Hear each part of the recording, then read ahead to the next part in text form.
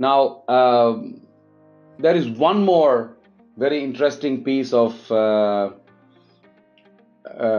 metric that customers have to look at. So I thought I should also be putting a case study in front about application rationalization. I think we already discussed this. So this is something that we recently came across with one of our customers. So typically, if you look at the picture on the left, that was what it was. So they had ECC, they had Workday, and if you look at all the other side with IBM Maximo and a lot of other third-party systems, they had Factory Talk with the SQL Server. They also had SRM and some parts of Ariba, Blackline. They had SFDC, Kinaxis, and they also had a sidecar. A lot of this. Now this was also making life much more difficult for them to even manage such a heterogeneous landscape.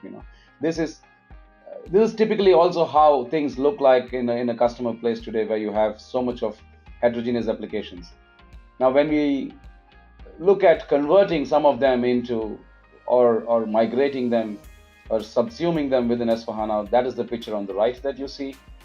As I earlier told you, you have pieces of application that completely disappear. For example, SAP SRM, BPC, and also the BI BW, which is so in some cases it could be also called as a sidecar. Things like this, and also things like, at least in this case, we're getting away with Kinaxis, Blackline, and Maximo, and all of that.